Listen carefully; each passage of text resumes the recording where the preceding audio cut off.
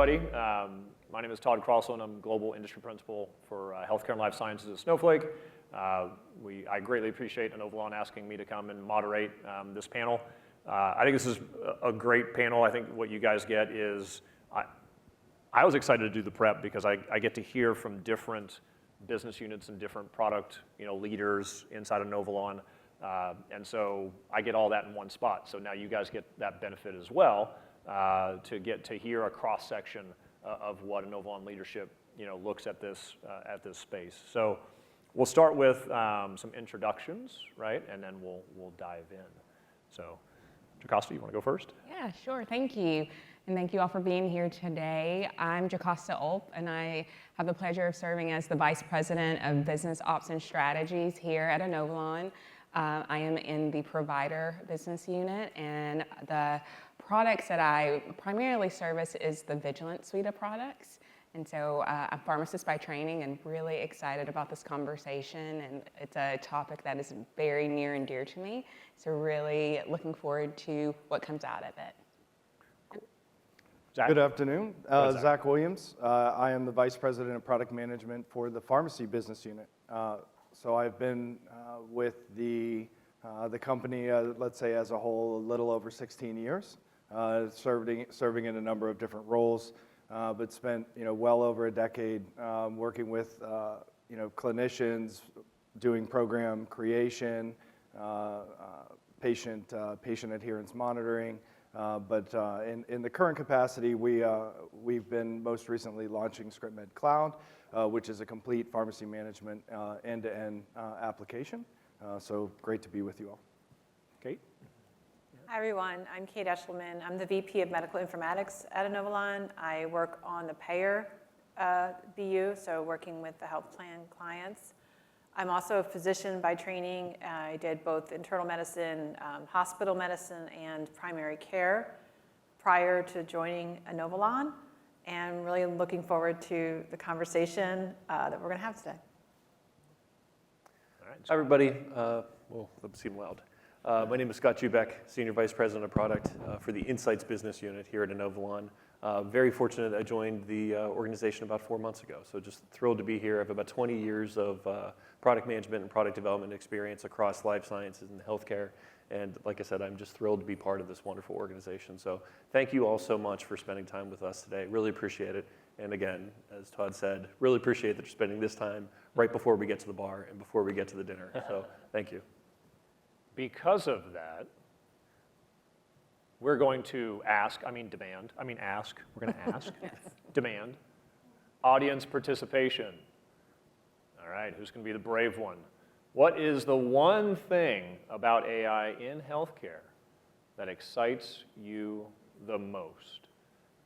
And I'm going to append on there that you want to make sure that Inovalon and Snowflake build together. No, I'm just kidding. But, so no, I would love to, who's going to be a brave person?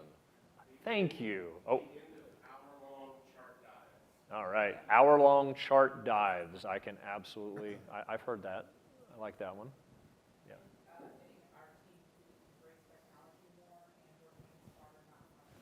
Yeah, so I'll recap that, my loudness. So embracing technology, work smarter, not harder. Could not agree with that more. So, yes?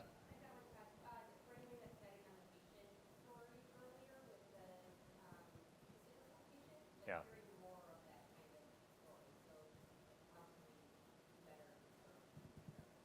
How can we better serve? In other words, telling the patient story? Is that what you're, yeah.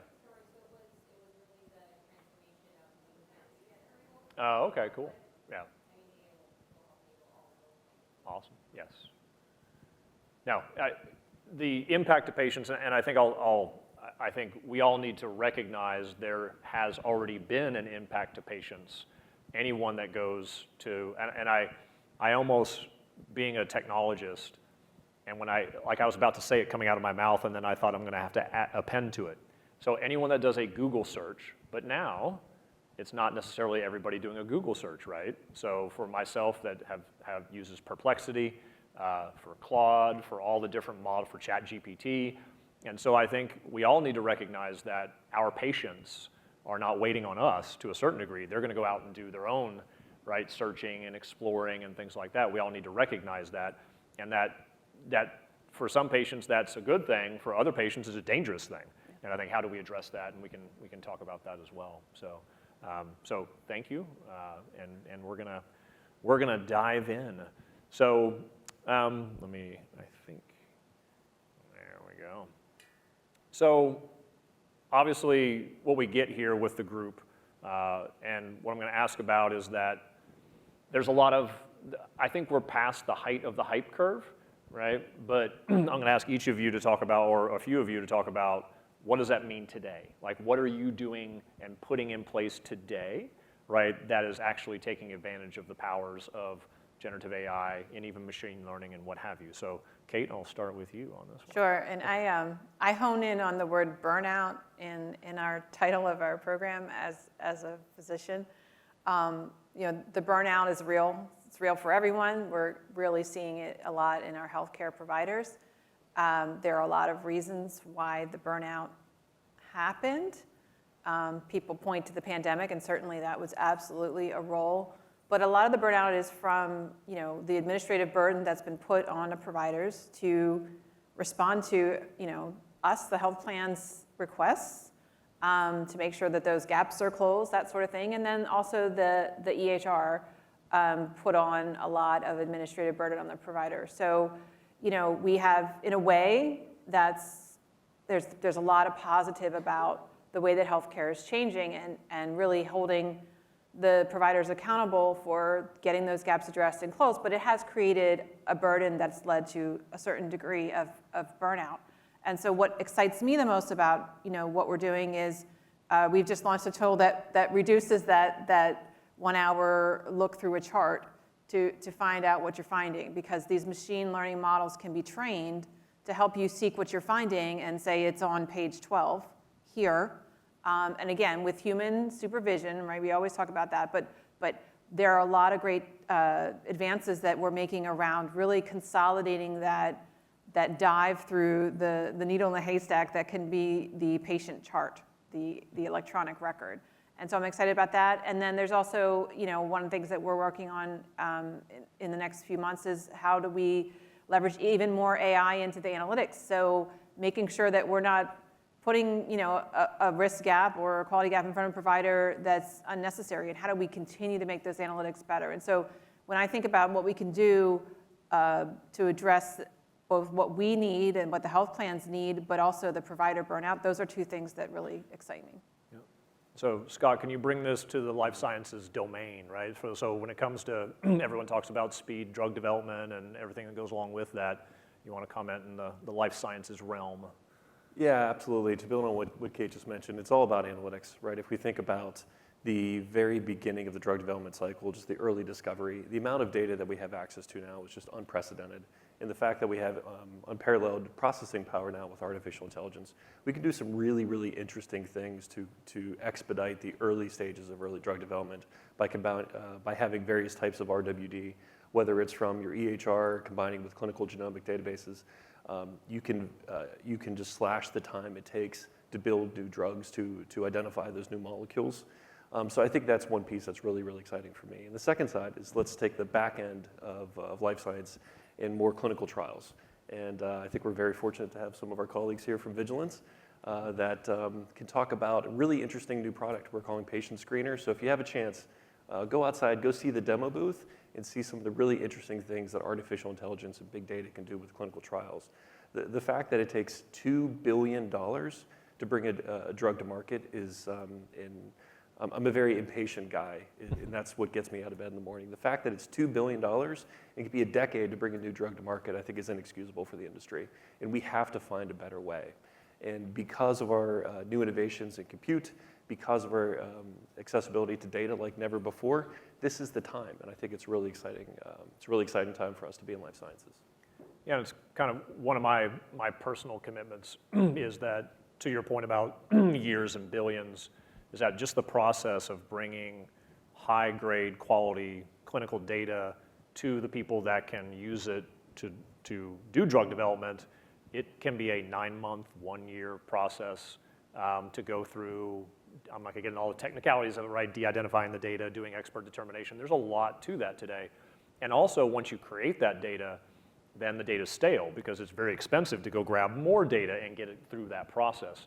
And so it's one of my personal goals and part of what I'm doing at Snowflake is to how do we take that process and make it a lot shorter applying technology and so that the data doesn't become stale. So as new data enters the market, right, then you have an ability to get that data faster. So, you know, it's a big commitment of our part is to make that happen much, much faster than what it does today. So, so Zach, let's bring this right from so we've brought a drug to market, right, and Kate has made sure that our physicians are doing and clinicians are doing what we need to, but then they have to go and actually take the medication, right? And something near and dear to me, being pharmacy background, is adherence. So what does that mean for you in your realm? Yeah, absolutely. So, you know, we heard across the board earlier, right? It's 1 in 2, right? 50% of patients in the global setting are non-adherent. Right. That number jumps, you know, bear with the terms, approximately 75% if a patient's on 2, 3 total therapy regimens outside of the current primary care. In the specialty space, I think that the numbers that I've last kind of getting comfortable with is around $10 billion are attributed to non-adherence. In the total number between 100 to 300 billion, excuse me, across the healthcare ecosystem. So it's critically important for us to be able to intervene prospectively versus how we are kind of have largely measured adherence, which is retrospectively. Right? Patients over time, patients on therapy, you need to see them work through the medication regimen. You need to contract and access programs and partnerships to support them. So what we're trying to do from a pharmacy management perspective is to really be able to bring, to leverage tools like AI and bring that intervention proactively to the patient based on the social determinants of health, financial considerations, contraindications, comorbidities, things like this. Yep. So Jocasta, let's flip it again from people not taking their medication to, we have a surveillance problem, we have a safety problem. So from a clinical surveillance tools perspective, how are you guys bringing AI to that process? Yeah, so we look at it, you know, thinking about this question, what can we do? How can we best tap into AI? So I see it in twofold, right? Our mission is to empower clinicians and also ensure patient safety. And so we can bring that in at the, simplistic level first. So, and that's what we do with the Vigilant suite of products. We do rule-based AI. And so with that, we are able to allow clinicians to have that critical information and data at their fingertips, and we push it to them. And so they are not spending hours and hours mining the charts. They are not printing out stale and outdated information about their patients. They're able to operate in a manner where they can go through all of their patients in that set time and their shift, and they can feel comfortable that they've been able to do the best type of care. So Kate mentioned the burnout aspect of it. So when I was at the bedside and I would go home, I would just stew over, did I see all of my patients? Did I do the best that I could? And it would keep me awake at night. And I know that with AI and with the tools that we have today, we can alleviate that. I can guarantee that you had that opportunity, that you were able to see all of those labs, that you were able to hit all of your patients in a timely fashion. And we've seen this, from the stats too. We see that when implementing our tools, we've had pharmacists who went from taking 14 hours to respond to a critical alert to going all the way down to 4 hours. So reducing that time. Again, that patient safety, that clinician empowerment, it's really powerful, and that's just skimming the surface. So rule-based AI is, at the beginnings. but it allows for that level of trust and adoption of this type of technology, and then we can build from there. So we can get into the natural language processing, the machine learning, those risk stratifications and the like. But you do these slow steps, and it can make magnitudes of change. Awesome. And you guys jump in. We talked about like, hey, if you want to go off you just jump in if you want to. So Kate, let's talk about cost efficiencies. And so we've kind of hit we're making drugs, we're making sure they're adhered to, and that they're safe. So from a cost perspective, with value-based care, what are you seeing and what do you look at from the perspective of how can AI assist on the cost side of value-based care, right? Not just the clinical side. So you want to? Yeah, the two go hand in hand, which is Right, nice. yeah. Often, so if you can do anything that's going to accelerate or a task that used to take 15 minutes now takes 5 minutes or takes 2 seconds, that's where you see the savings, right? That's where you see the cost start to really go in your favor. And I think what's exciting right now is the fact that it does take an hour to review a chart. And if we just got that down to 30 minutes, think about how that trickles through with the cost. If we get that down to 1 minute, oh my gosh, like when was the last time that you were able to take something and reduce it by that percentage of time? And I think that's where we are right now. We're on this cusp of, I think one challenge we're putting to everyone at this conference is think about use cases where AI could apply. I'll throw out all the business lingo, low-hanging fruit, right? Think about areas where a small application of this technology could really decrease something that takes 60 minutes down to 3 minutes. Where are those opportunities within your daily life or within the provider's daily life? Because that's where we are, and it's exciting because that's the most impactful place to be, is when you're sort of in the beginning of applying these to different problems that you can solve. So I think I'm really excited about the fact that we know we will see the cost benefit, and we already are, by really going after areas where we feel that there's a real big time impact while maintaining the quality, right? That's always going to be important. Yeah, so for Zach and Jocasta, I'll let you go second. So in essence, there is a sense of this also alleviates burnout, right? So that's kind of the what you get with this, hopefully, is less clinician and all healthcare worker burnout. So Zach, from your perspective, what are you seeing as being most impactful and effective in your world? Yeah, I think two key trends. One, in the pharmacy at the point of care, and again, that's being able to leverage, whether it's a contract that we can run rules against and make sure that the patient is compliant and self-grading. If there's a recommendation of a patient support program that's going to make sure that that patient can stay on regimen, things like this. So that's going to reduce overall end-to-end care as the pharmacist does more and more from the entire health journey. Secondly, by a patient being more adherent, by us being able to provide the right recommendation, whether it's again, financial, clinical, et cetera, that's going to help on the health system side, yeah. Right? So it's not just in the pharmacy; it's in the grand scheme of the whole ecosystem. Right. Whether where we have savings, whether cost or labor. Yep. Jocasta, you want to add to that? Yeah. So you bring up a good point about that widespread impact by some of these original ideas. So we have a dashboard and a set of rules within our solutions that are around IV to PO conversion. So IV, the intravenous medications versus those PO, which is an oral medication. And this was originally designed as a cost savings measure. So it is more cost effective if you have a patient taking an oral medication.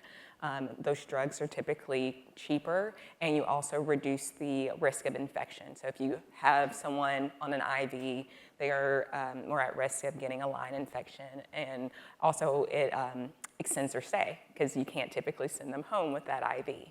And so we put a lot of effort into that, building our rules around that. And then by happenstance, when the hurricanes came in and the flooding happened in North Carolina and in that region, one of the places that were damaged was the Baxter plant that creates the IV bags. And so we had, lots of customers who were going through now a supply chain nightmare and trying to figure out how they were going to pivot quickly. And so something that we created with a completely different use case around the cost savings, we could now re-educate our clinicians and have them utilize this in order to help manage their supply chain.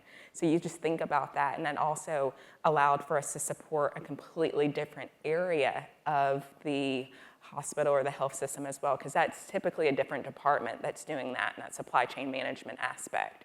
So it just has tentacles and some very simple use case that, and I'll go back with your business, like those business cases, the ROI, those kinds of things, but it leveraged into, disaster and emergency preparedness and management. And so it's really endless when you think about it from those layers. Yep. Awesome. So I warned him I was going to go off script at some point.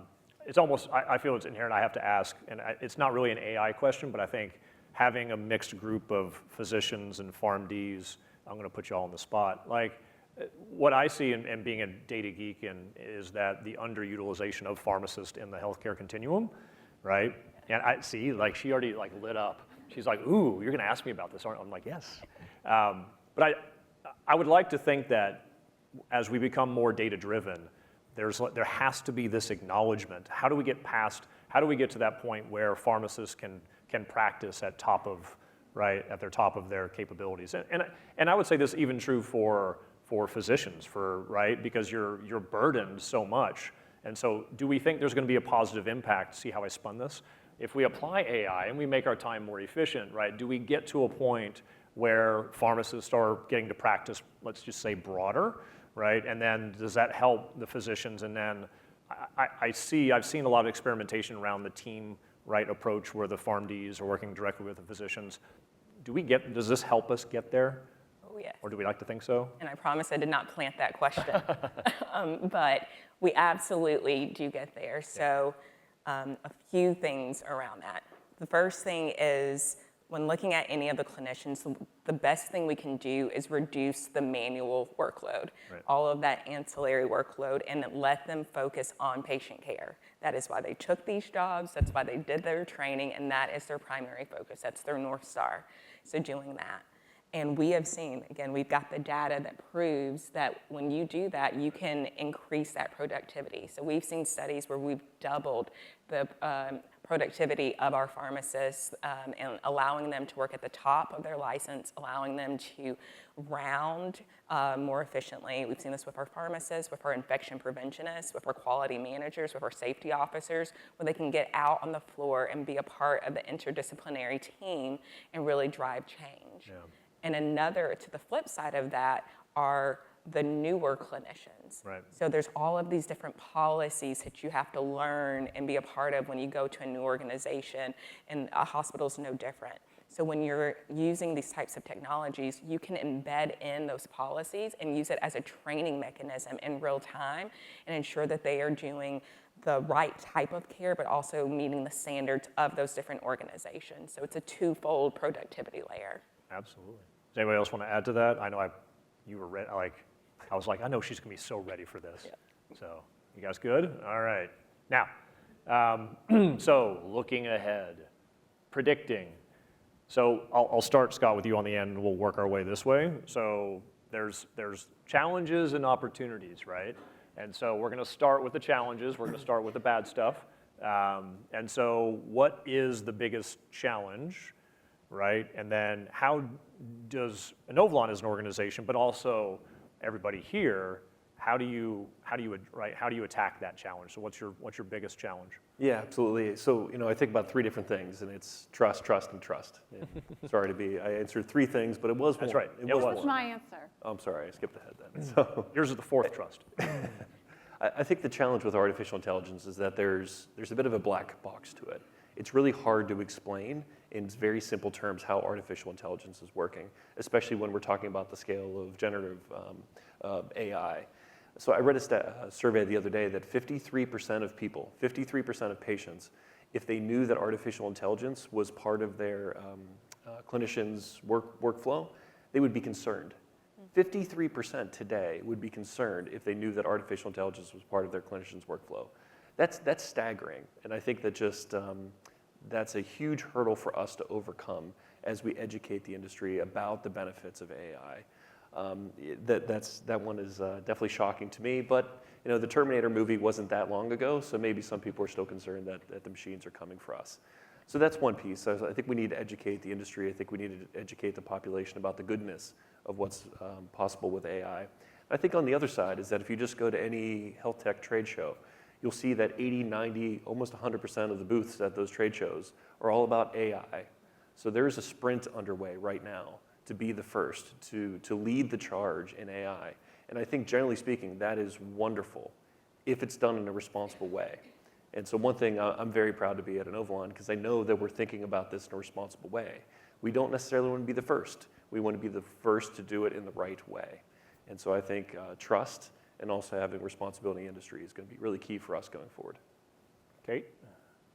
I know, Us. she's like, No, you know, if you don't trust the AI, we all have a collective responsibility to use AI responsibly, because if we don't, that 53% is going to continue to go up, not down, right? There's already distrust, and that's okay. I always think about my grandfather.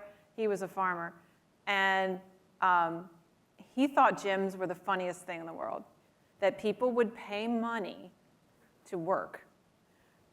He couldn't wrap his brain around it, right? That people would pay money to work, because that's what exercising was to him. That was work. And I think about that when I think about technology, and you know, a lot of the progress that we have with healthcare around driving towards value-based care, around getting those gaps from the providers, around EMRs to improve handwriting, which I confess I have terrible handwriting, was really technology, right? And then we find ourselves at this point where we're like, oh my gosh, the technology made everything worse, right? Now we have to pay to work. But I think we have to push through the other side of that, which is I don't have to be a farmer. I get to do other things and then go to the gym where I pay to work. And I'm happy about that. It's hard work being a farmer. I spent my summers up there. And so I think that the mindset really has to be around, how do we use technology to improve some of the damage we did with technology? yeah, absolutely. Towards the greater good. And so, not to get too philosophical, but it really does at the core have to do with trust. And so, everything we're doing is around trust. And the one thing that we're working with AI is around the medical record review for risk adjustable conditions. One thing we're hearing from some of competitors who decided to just use the AI without any human supervision.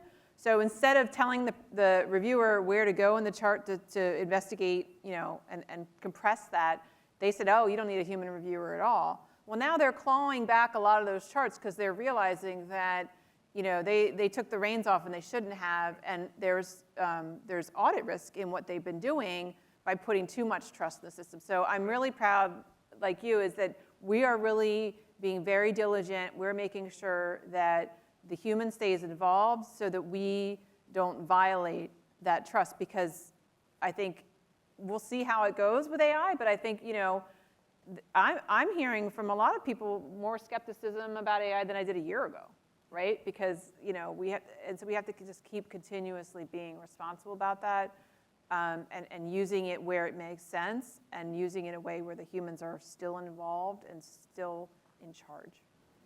So Zach, trust. No, I'm just kidding. Yeah, I mean, so I'll pick out a different take, but on the same theme, right? I think we're all 100% aligned around the absolute need, for us to present options in a trustworthy way. So I'll take a perspective called transparency in the same vein. Right. So as product professionals and clinical practitioners, I think a lot of what is incumbent upon us when we're looking at these types of solutions and opportunities, irrespective of whether it's operational, certainly clinical, no one is, at least on our side, is at a point of complete, full-fledged clinical automation, right? And when we come, we need to bring evidence, right? And we need to go through a practical application. We need our not only our customers to trust us, but we need our customers and our partners, patients, and their partners to trust them if we're going to bring something to market. Certainly, when we're talking about these types of large-scale AI predictive models, that there's no real standard around. So again, I would take the same message. But I would come with the transparency. I think Kate and Scott have articulated it well. The trust. Well, transparency generates trust. Absolutely. There you go.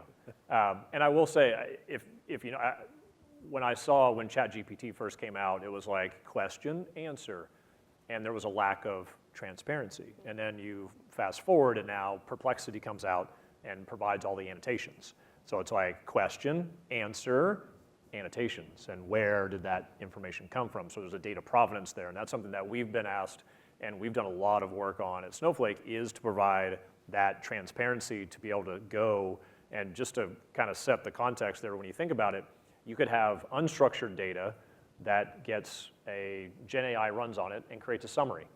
That summary then is a natural language process where medical terminology is extracted from that summary. Then that medical data is used to do a forecasting model, right? And then that data is used to do clinical decision support. And so if you're going to question that, you have to be able to go all the way back to the original unstructured clinical note, right? So provenance and that lineage is massively important, and that comes from the transparency. So Jocasta, you want to add to the challenge? Yeah. What's left? So I'll put on my health equity lens There you to go, this. absolutely.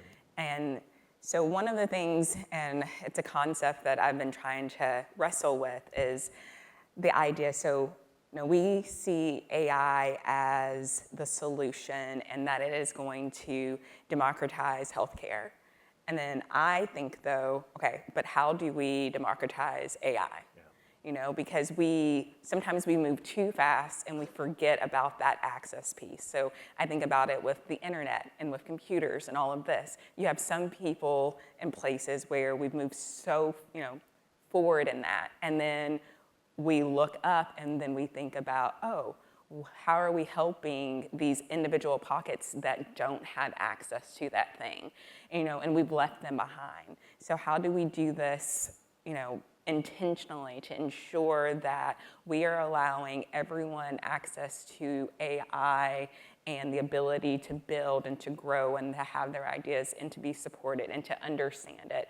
And, all of those things, like thinking back to your grandfather's, like, I think about my grandmother, it's like she still doesn't trust almond milk, and that being a real milk kind of thing. And so how do we break it down and come to that level and really allowing AI to be used on that playing field where it's not an elitist, space, and we can really utilize it? So I think of it, from that way. It's like when we think about social determinants of health, we're thinking about health equity, and we're thinking about our diversity plans and solutions.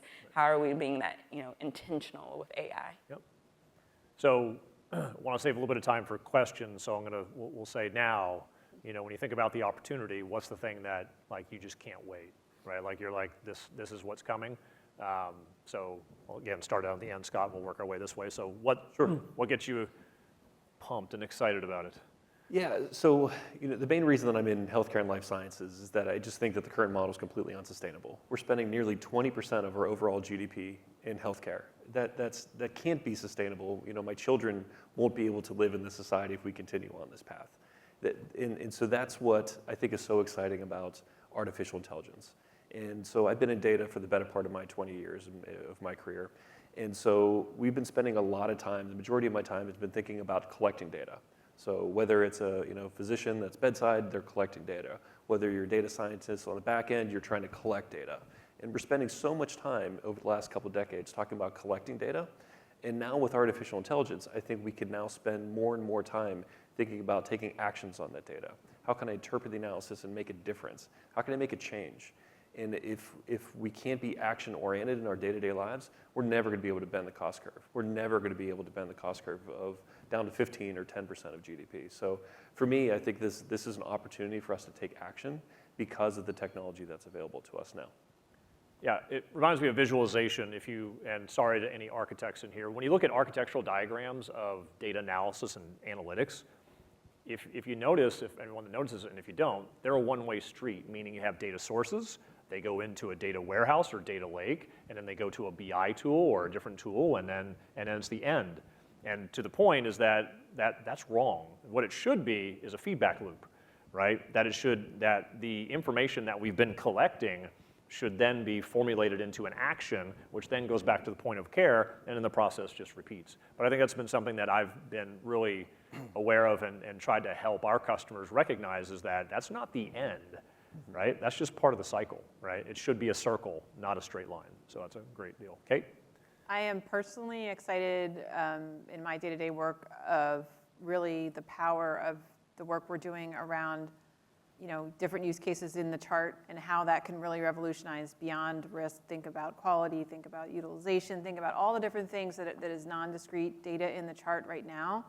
Now that we finally have access to all this data, right? We used to not be able to get access to different EHRs and all the data about a patient, and now that we do, being able to really action on that and synthesize it.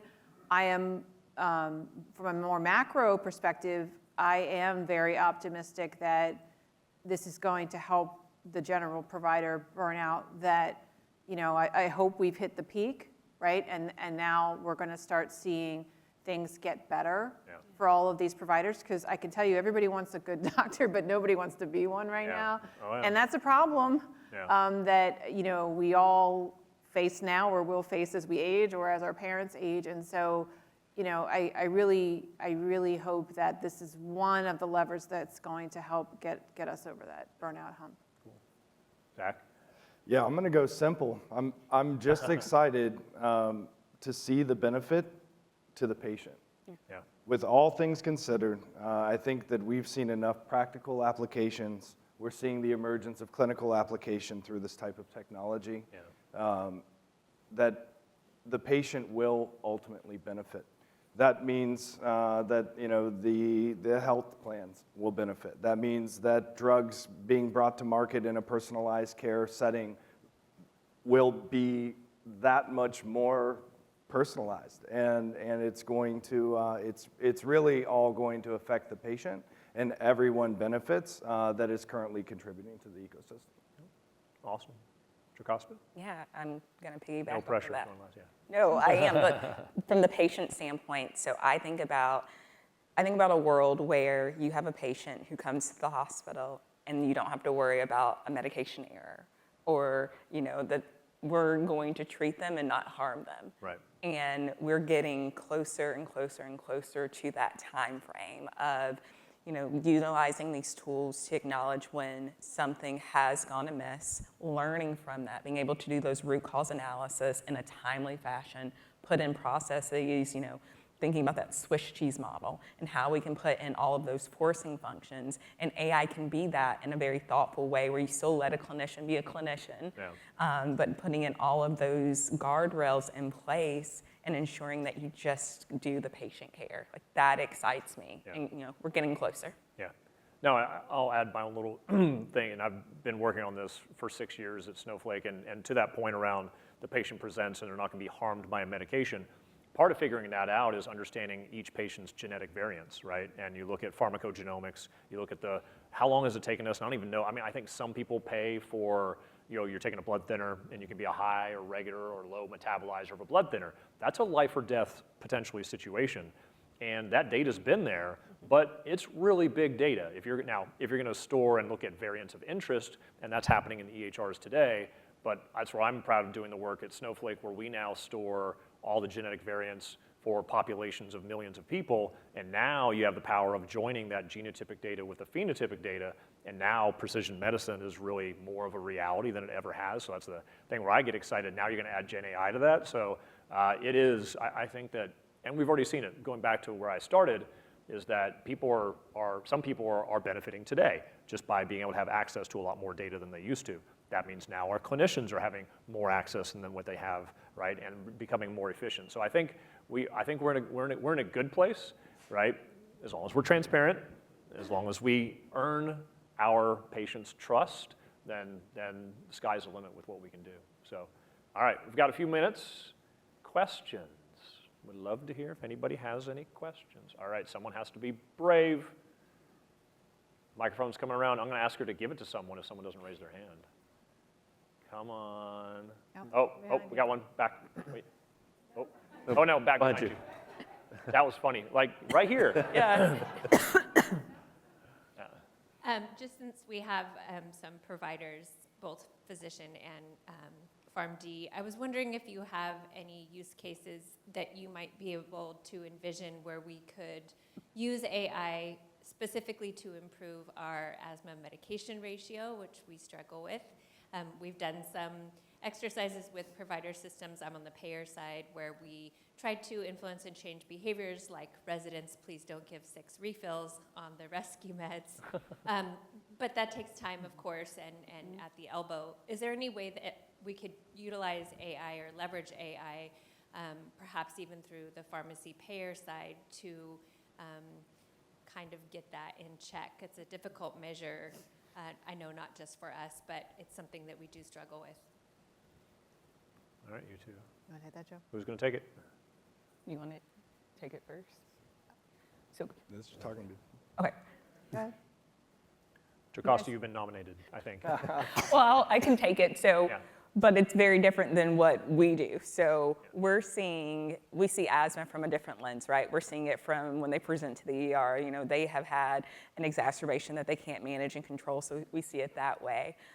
But to your point, once we do have them stabilize, what we are sending them home with. And so those discharge orders, so that is aligning with utilizing the systems and having the MedRec applications in there. So we do utilize the AI to ensure that we are aligning with their home meds and we are giving them the proper medication and also doing the proper training and education.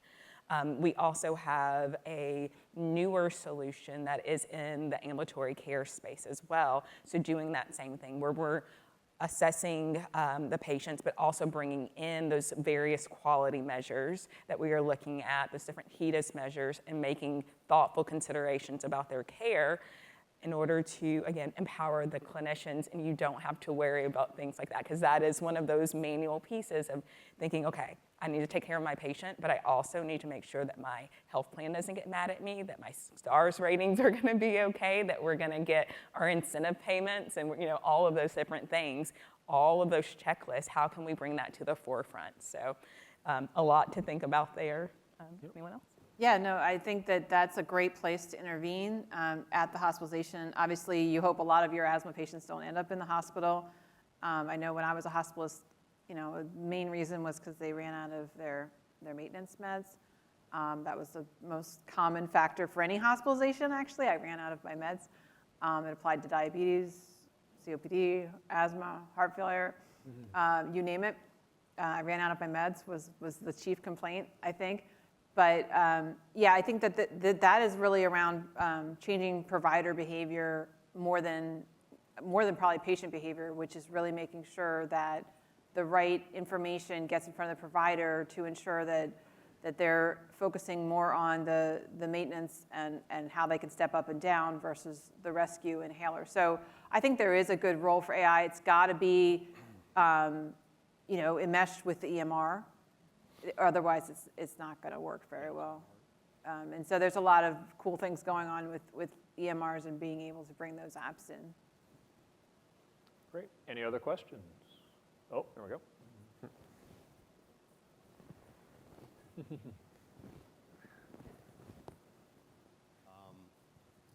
So you spoke about, I think it was Zach, you're most excited that, ultimately the the impact on patients is most important.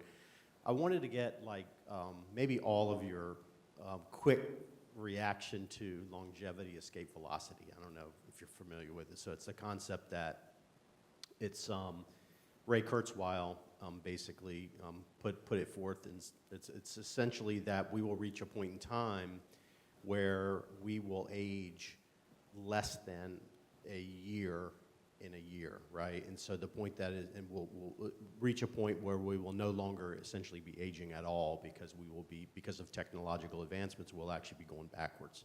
Mm-hmm. And that date, and Kurzweil has always been very prescient in terms of his predictions. So supposedly that date is like 2030.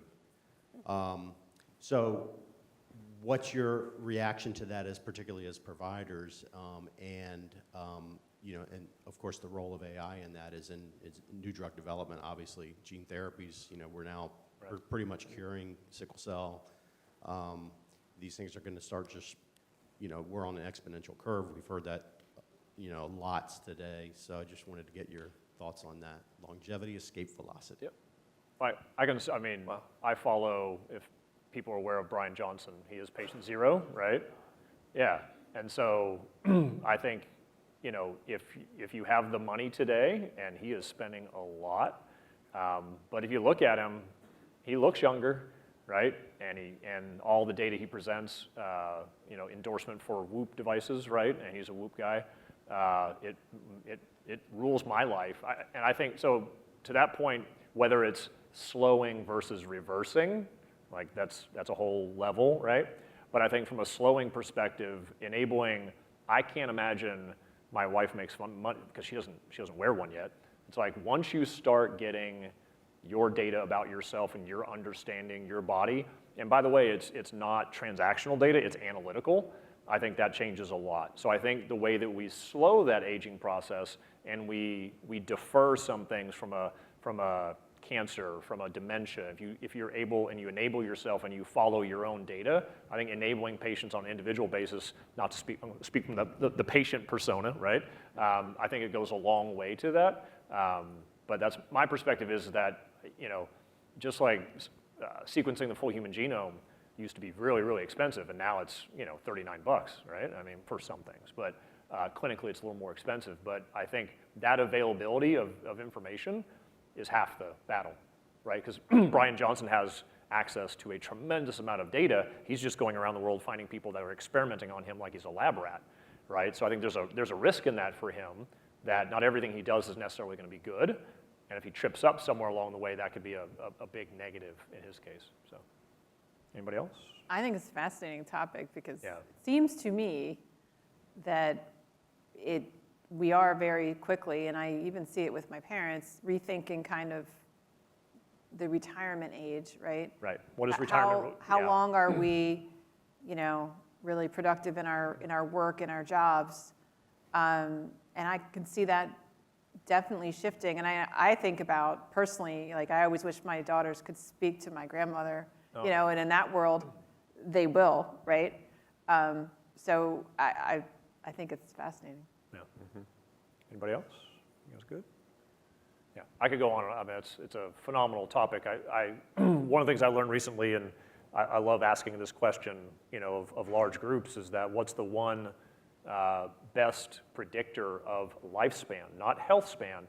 Two very different things, obviously. And this is more, I don't want to give it away what the answer, is, but I ask this question a lot, and people are like, is it blood pressure? Is it, your hemoglobin? Is it zip code? It's, No. yeah. Is it? It's VO2 max. It's what? VO2 max. Oh, okay. So there was a Scandinavian study, and they were studying, I don't know if it was chronic heart disease or something, and this went on for decades. And so they weren't like, oh, we're going to watch VO2 max. But when the study concluded, they went back, and all the people with the most longevity had the highest VO2 max scores. Wasn't even close. And it kind of makes sense from longevity. We're not talking about mental, right? That's a whole nother thing from a health span perspective. But from a lifespan, the combination of your heart and your lungs, that combination of taking oxygen, right, and getting into the blood, is a very, very good predictor of longevity. So everybody go out, go get your VO2 max, and monitor it. And by the way, you don't have to get on a machine with a mask on your face and get on a treadmill and kill yourself. There is ways to estimate it, so look it up. You can take your max heart rate, your resting heart rate, and do some calculations, and so you can actually get a pretty good estimate of what your VO2 max is. So highly recommend that. And more importantly, you can improve it. Absolutely, yeah. So awesome. All right, any other questions? Great question. Thank you. Thanks, everybody.